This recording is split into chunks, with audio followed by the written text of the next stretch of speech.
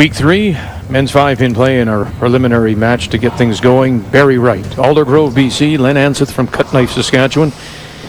And Wright, the rookie, off to a very good start with a strike spare. Anseth had the open and followed it up with a spare. On the middle again. Oh, yeah. You know what? It's interesting, too, because those of you who've been watching over the past couple of weeks as we got into men's play, we've seen this players who try to overpower things. And then there's Barrie Wright, who just smooths it down there. Now, for him, it's all about accuracy and a little bit of rotation on the ball. When it gets to the pocket, he wants some movement. Ball from Lenny. Right-hand pocket with that backup. Ball skipped by the right corner pin. Hold on, it doesn't.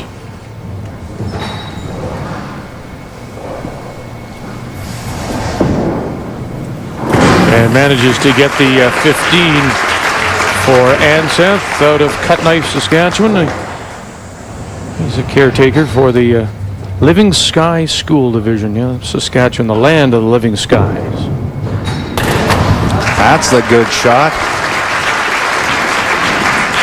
Just no time at all on the approach. Picks up the ball, sets his feet, and he's gone. Great reaction, though. That's one he'll keep, and he'll want to remember exactly that shot.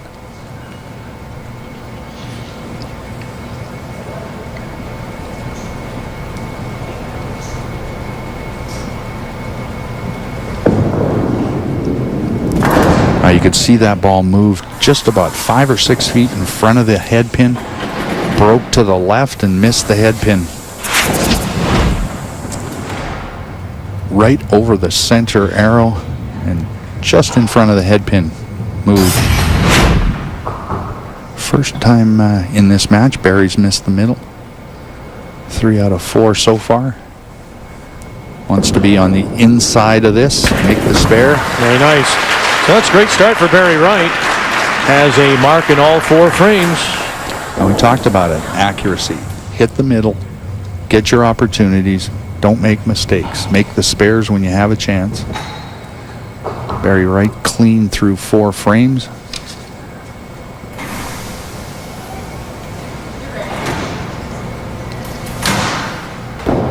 You mentioned that Barrie coaches Special Olympians. They have he and Barrie and his wife Sherry, their son Jeremy is a Special Olympian, and really want to give a hello to all the Special Olympians. Special Olympics has been a charity of choice for TSN since TSN went on the air back in 1984. And they're attended many of the Winter Games, and bowling is very much a part of Special Olympics. Huge part. In almost every bowling center that I know of in Alberta, there's a Special Olympics program.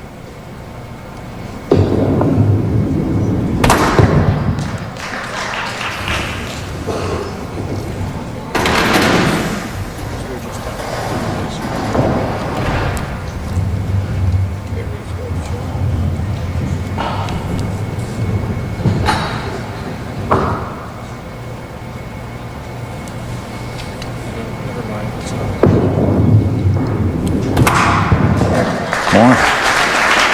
12 count, 5th frame for Barrie. Bit of a lead, but Len Anseth now in the 5th frame and working on a strike. Oh boy, great action off the side wall to get the right corner. Very smooth. Watch this ball back up into the left-hand pocket.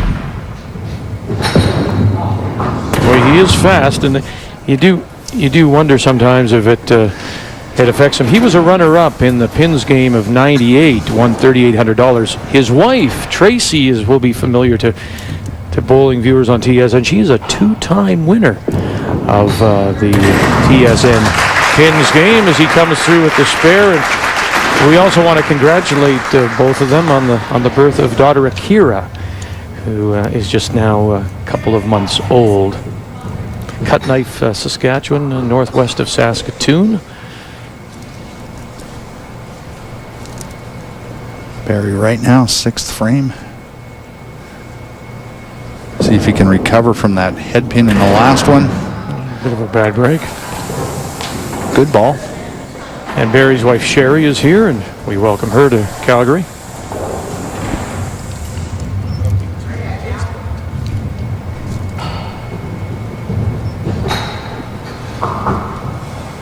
Left corner.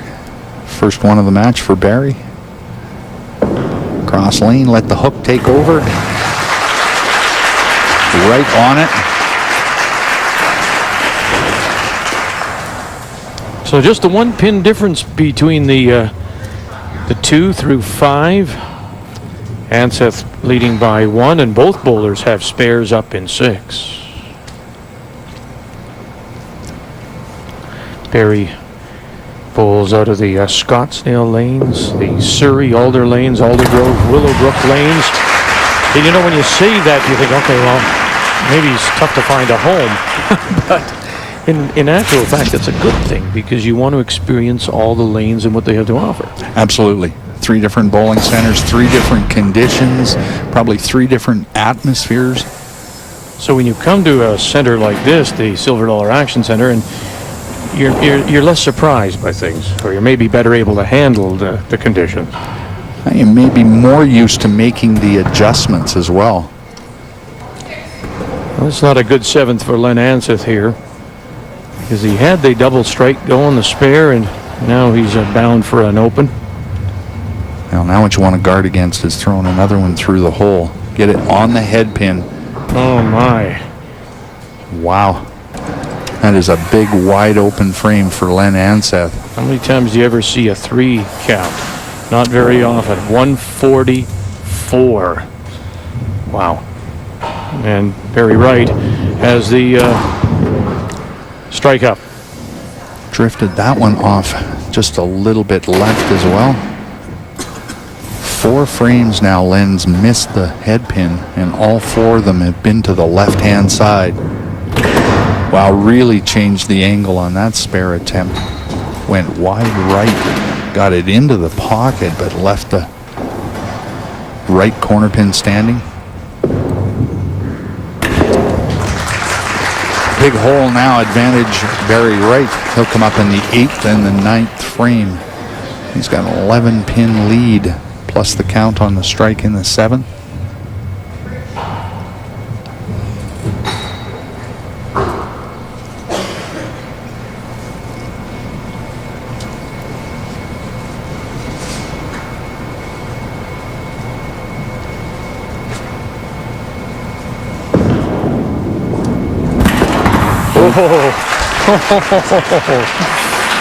Yeah.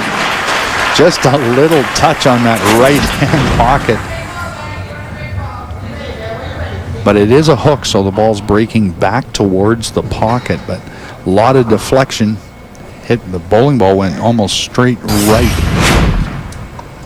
Big double.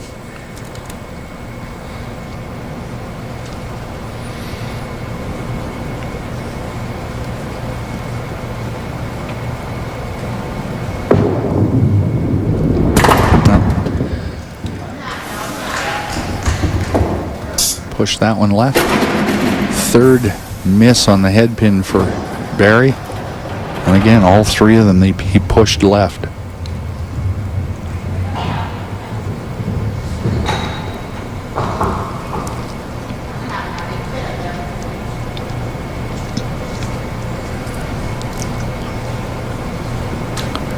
Big lead in this match, though. And that helps too, because he had the 2 strikes up. He keeps the count going. If you're Len Anseth, you would have really liked him to open there in 9, but he doesn't. So really, Anseth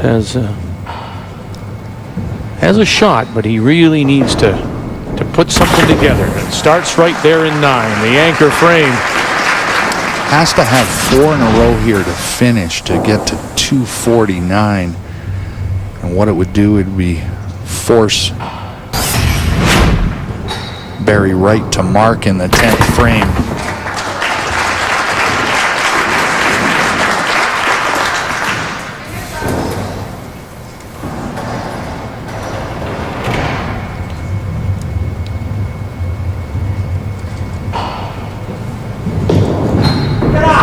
Oh, that'll kill it. And he knew it. Had to have the strike. That's it. And so Len Anseth will take home the $250 and a big sigh from Barrie Wright from Aldergrove because he knows he will move on. Anseth 219, which is well below his league average of 255. And again, we point out this is so different than league or tournament play. It's one shot, you get one chance at it.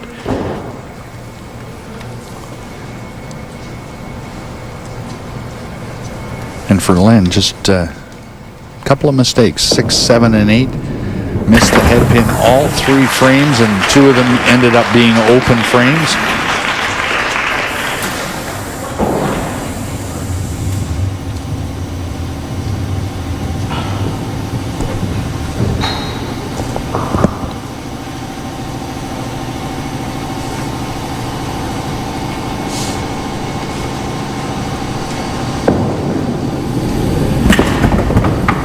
No, come on. Ouch. Go, go, go, go, go.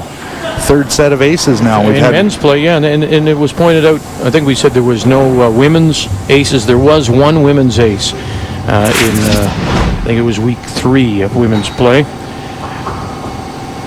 well, for Barrie, this is a good place to get a set of aces. The match was already locked up, so no impact really on the final score or him advancing. 275 for Barrie Wright of Aldergrove. As his wife Sherry's smiling, he'll move on. And now wait to see who he plays in the quarterfinals. Barrie Wright here in men's 5-pin play. I didn't smile, sat on the camera, girl. Of men's 5-pin play. Steve Meyer, North Bay. Cory Gallant from Stratford PEI. And wow, look at that. Both of them perfect through the first 2 as Meyer bowls here in the 3rd.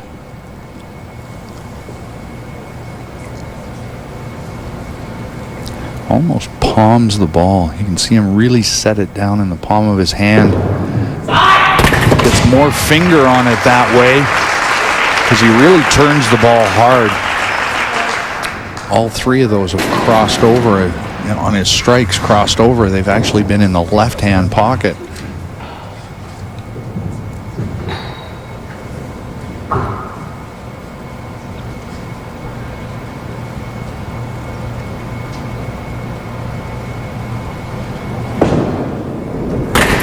Oh boy, he hit it full, got the action, and both of them now perfect through 3. Gallant from Stratford PEI, that's just southeast of Charlottetown. Great start by both players. Different styles, different speed. Cory throwing a backup, very short 3-step approach.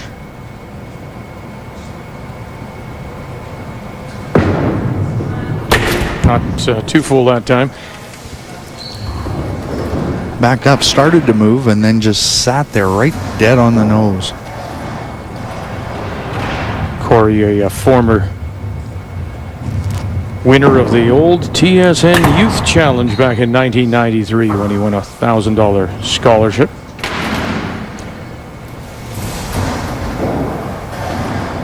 Now works for Cogsdale Corporation, where he's their project manager. He's a former national youth champion back in '93. So YBC turning out another terrific bowler. Absolutely. 7 times he's appeared in C5 Nationals in team events, so lots of experience in big-time matches.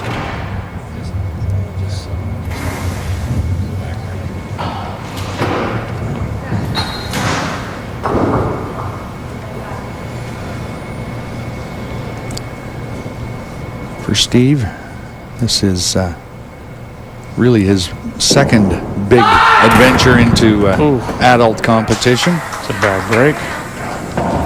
Well, again, when you're throwing a hook, the ball's crossing over like that, there's all kinds of dangers. For my money, if I'm throwing a hook, I'd rather be in the right-hand pocket. This one, he catches it a little bit thick, and the 3-pin just rolls over in the channel.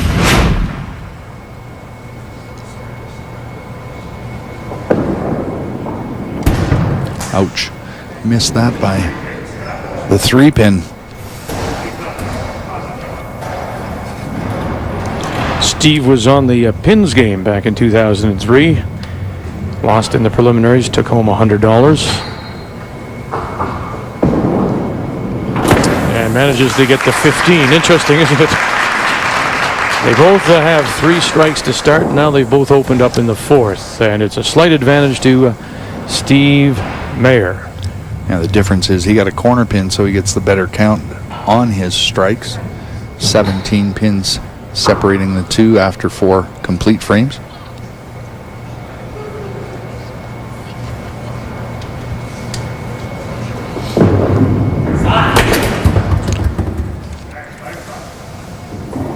Right on the nose. Looked like he tried to make an adjustment, get it back to the right-hand pocket, just didn't get it far enough right.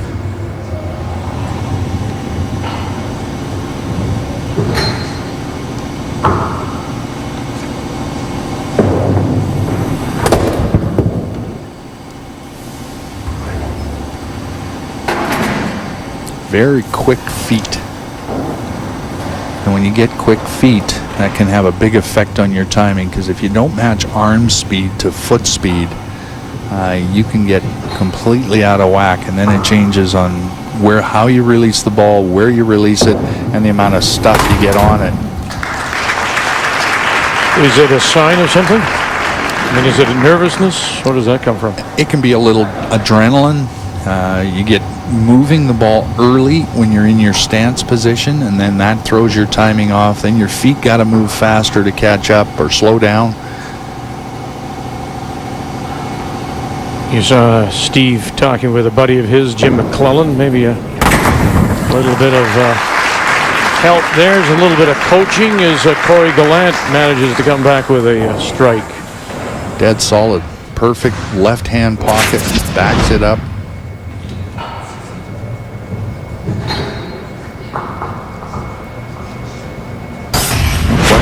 On that one, it was a strike.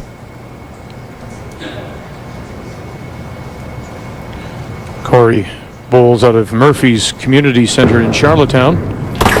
Crossed over. Another double. Cory showing the ability to run strikes. Started with 3, interrupted by that head pin in the 4th, and now a double and a lead in the match.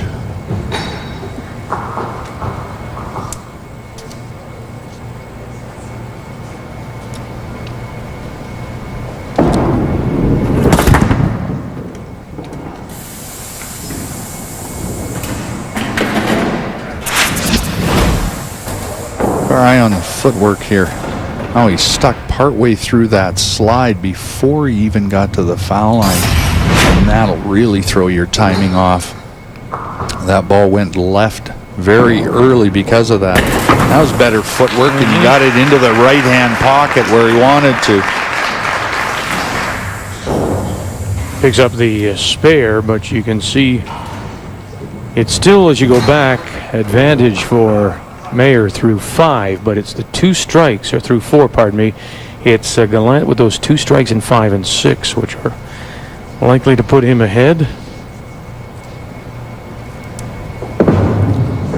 Better footwork, right-hand pocket.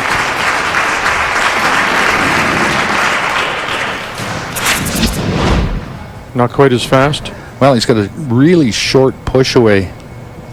Now you can see his footwork is quick. That sideways at the foul line is typical of too much speed in your footwork. You've got to put the brakes on, and that's typically what happens as you go sideways. Looking for a third here, Cory Gallant.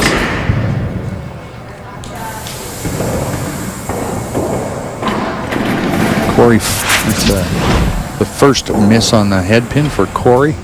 Very short first 2 steps, and then a little bit of a slide, but not much.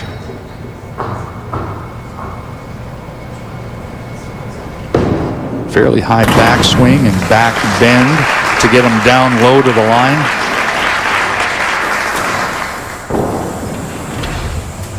So it's a 6-pin advantage through 6 for Cory Gallant, but it is Steve Meyer with the advantage in 7 strike up compared to the spare. Slight advantage with that strike in 7 for Steve Meyer.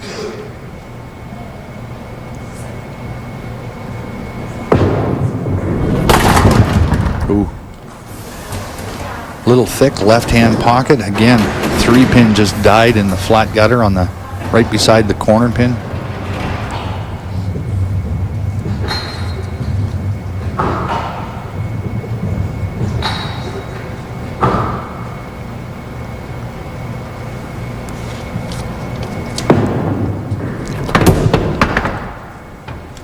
Ouch.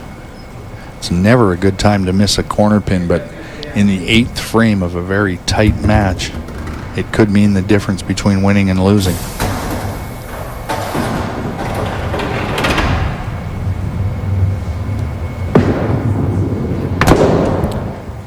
And 2 more pins left on the lane. That's 5 altogether for Cory in this match.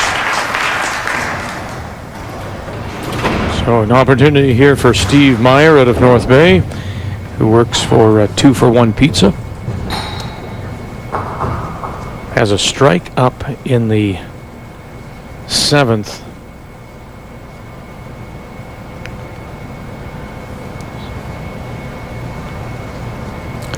Making sure the hand's dry. Well, gets the good count.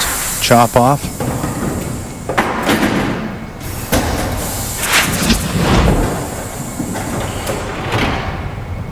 He's over the 3rd arrow, and that ball really takes off on him. Just gets a piece of the head pin.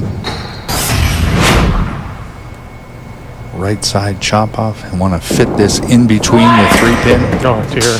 Right on the nose, drove it straight back.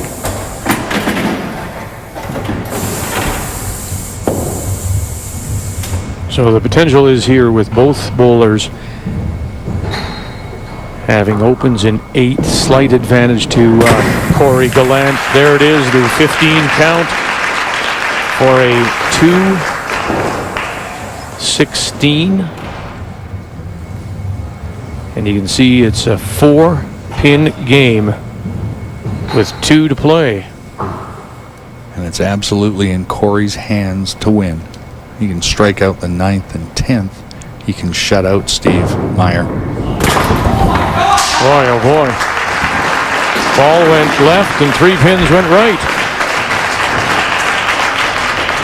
Yeah, that was really a break there. He just catches a piece of the head pin. I'd be pretty happy with that result. And now missing that chop off in the 8th is even more critical for Steve.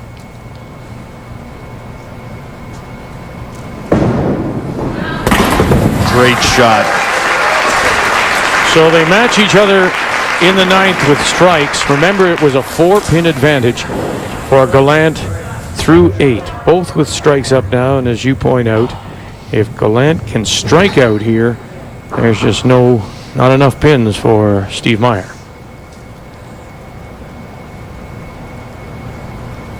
First one's crucial. If he gets this, then he forces Steve to do likewise to get the first one in the 10th.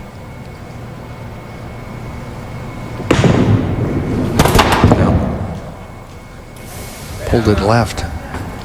You almost hear it too. I mean, just wasn't the smooth throw as we've come to expect from him. Second miss of the match. Still got a possible 280.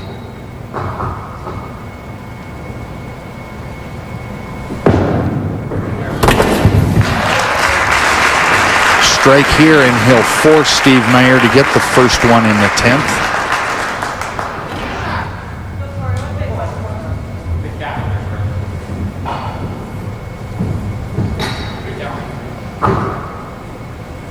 Cory averages a 245 in his league play in Charlottetown.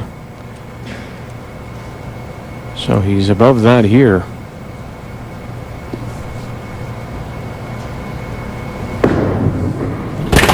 Oh, good action on the right-hand side as he bowls a 280. And that's a big strike in the 10th frame.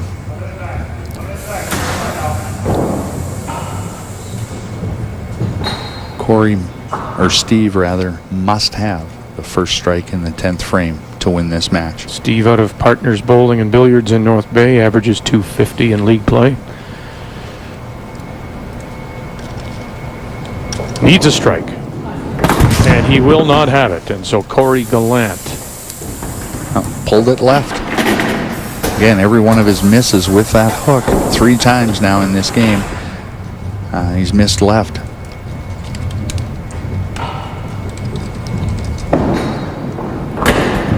Ouch.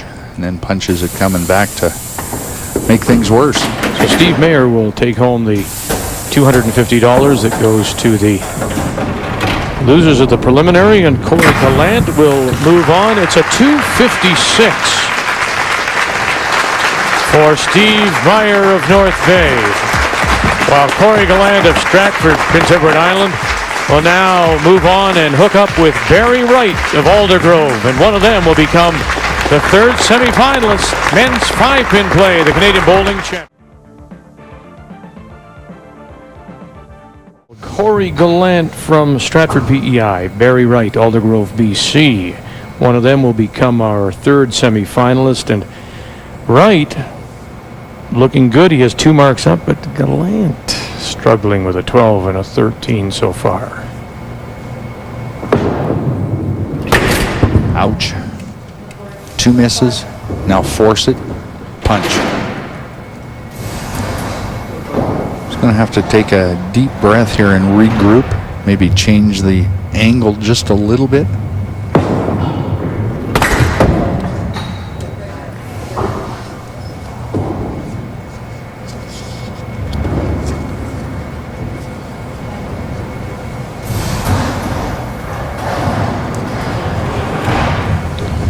Need to do a little bit of a reset here, and maybe he needs to personally do a little bit of a reset after starting so well against Steve Meyer, rattling off those 3 strikes. What's he got to do here?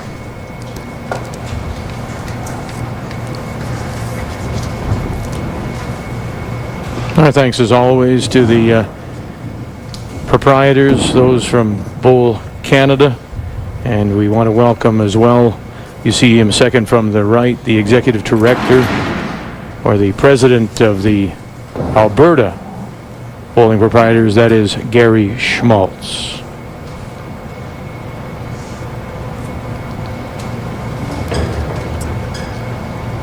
But something's just not working for him right now, and what's he got to do? No, he's looked out of sync. Timing doesn't look great. He's pushed the ball to the right 2 frames in a row and then punches the head pin. 3 open frames, 40 through 3 for Cory Gallant. And then there's a Barrie Wright, self-employed, runs his own construction company called Right Way Enterprises, and he's gotten off on the right way and got a break, knows it. Hook actually got a little bit thick, but the ball's breaking away from the head pin, so manages to just leave himself a chop off. Had one in the first game as well and was perfect, making the spare.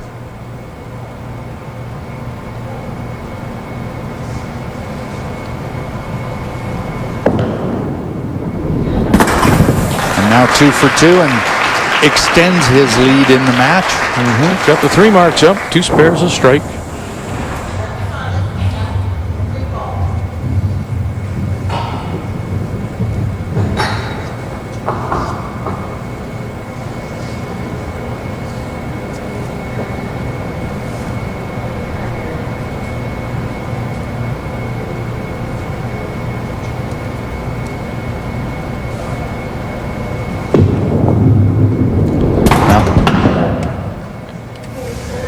The first time he's missed the head pin? It is this game. Yeah. And even the first game. Okay. No, I'm sorry. He missed it in the first frame. Counted 5 and then came back with the spare.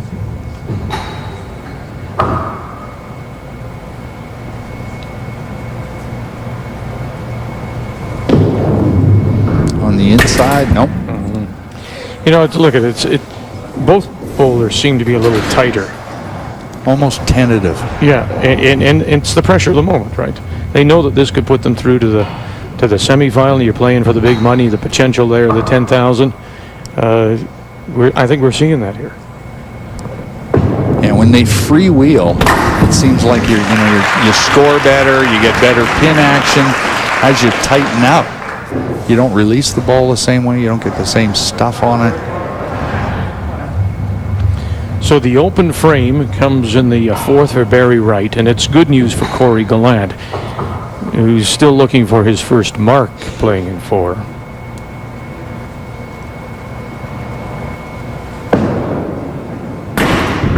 Ouch. He's really forcing the ball. It's almost like he's lost out there. You know? 3 out of 4 frames now. He's missed the middle.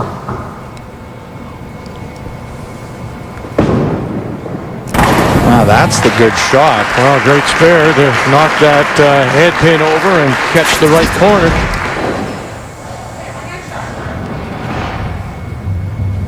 This is a great ball he just threw. Backs up into the pocket, left-hand side, drives the head pin across. Oh, maybe that's the start he needs. First ball really he's thrown well in this entire match. Yeah, his first mark comes in 4. And a good time for it with the open by Wright. Well, 2 full again. 2 head pins in a row on that left-hand lane now.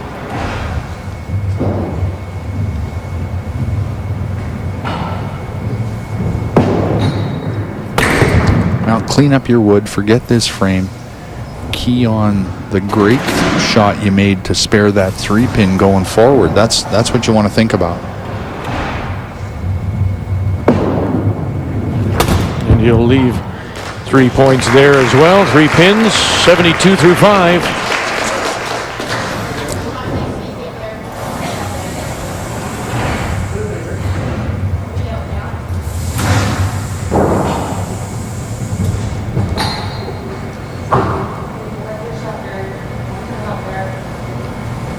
Barrie Wright averages 264 in league play.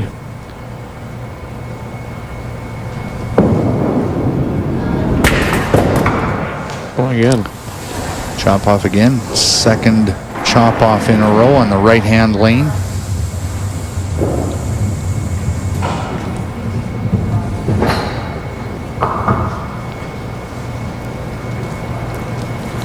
Now, when you look at the ball that he throws here, and you say the chop up, I mean, is he getting a little bit of a break because it is a little full?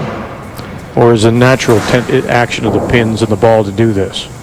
That one, he hit that right on the nose, but because of the rotation of the ball, it goes from being a head pin to being a chop off. So, I mean, everyone's different why it happens a chop off. In that case, could have been a head pin, but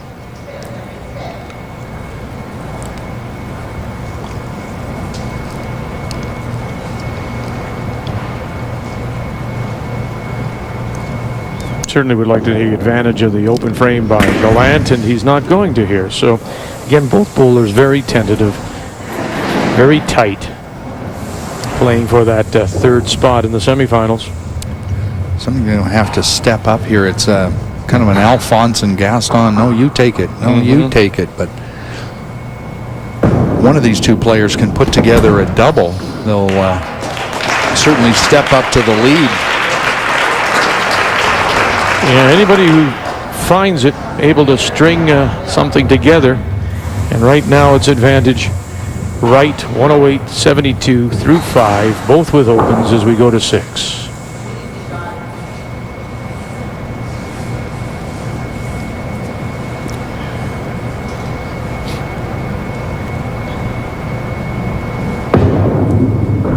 There it is.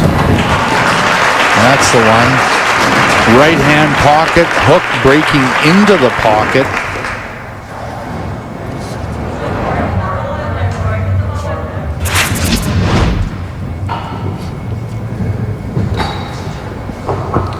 Nice smooth approach, and you can see him give that little Yes, he threw it exactly where he wanted to. Crosses the arrows at 15 feet, and you pretty much know you got a strike. That's a good ball.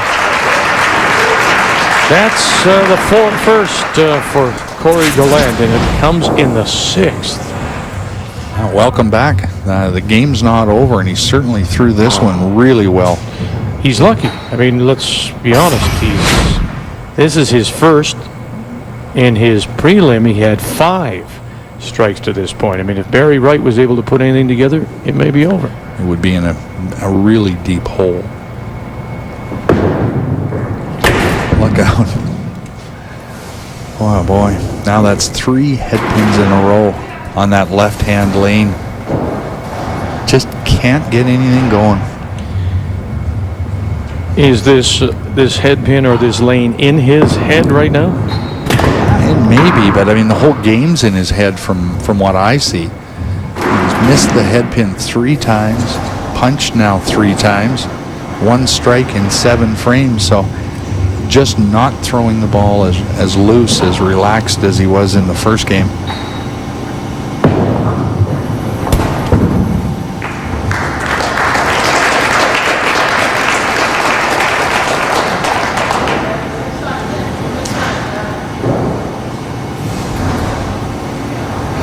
See the scoreboard, Cory with a possible 242. Barrie can have a look at that and say, what do I need to get to 243? Basically keep the game clean. I mean, great opportunity again here for Barrie Wright. He has a strikeout, trying to put something together, and look at that kick. Wonderful kick he got off the left wall. So he puts 2 back to back. That's the first time we've seen 2 strikes in a row. Great pocket shot. 3-pin off the wall, takes out the corner pin right at the rubber band, down low on the base. It's a game for the taking for either of these 2, and maybe Barrie Wright will take it right here. Well, there's no defense in this game. It's all about you. Make good shots, put pressure on your opponent, but when your opponent throws balls like that, it's pretty tough to stay with them, especially when you're struggling like Cory is.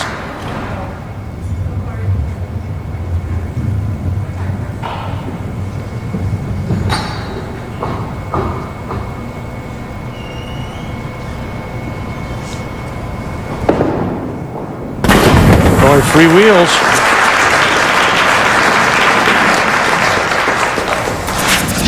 Maybe a case of too little, too late for Cory, unfortunately.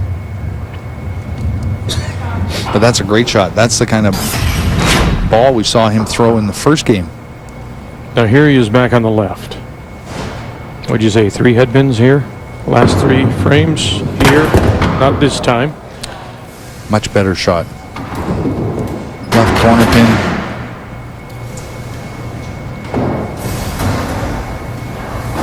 And the best he can do now with a spare here is 212.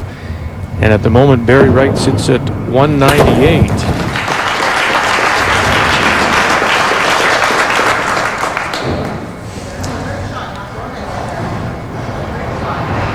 Yeah, really all Barrie's got to do is count 5 on his first ball in the 9th frame and then stay behind the foul line.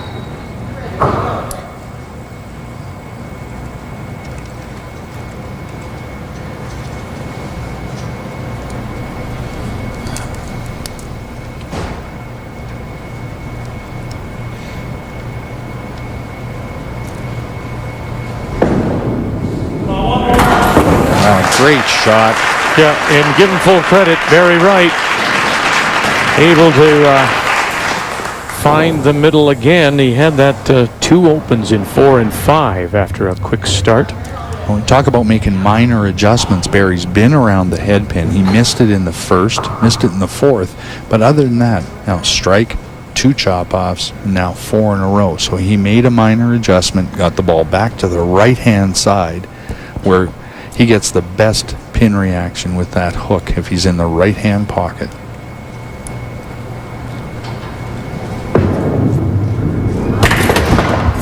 Oh. Even when he hits it thick, he broke that one up.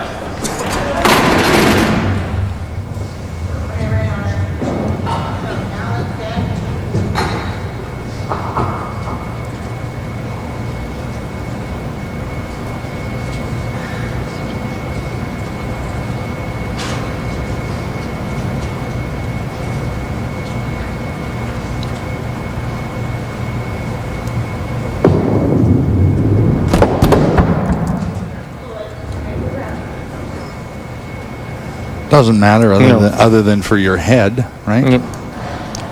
No, he's bowled well. That is a crucial string of strikes he put together after his opens in 4 and 5. And with the struggles of Cory Gallant, Barrie Wright will sit down with a 284, and he becomes our third semifinalist.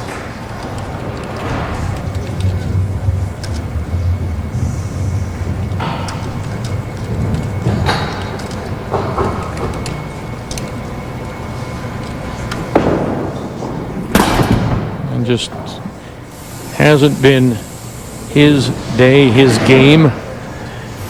Gallant from Stratford, PEI.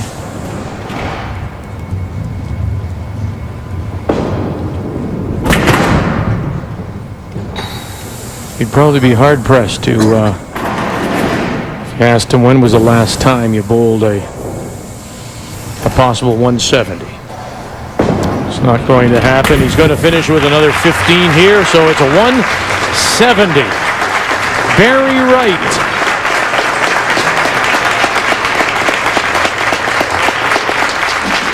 He started quickly, survived the 2 opens in 4 and 5, and then put together a string of 4 strikes in 6, 7, 8, and 9. Barrie Wright from Aldergrove, BC, bowls a 284.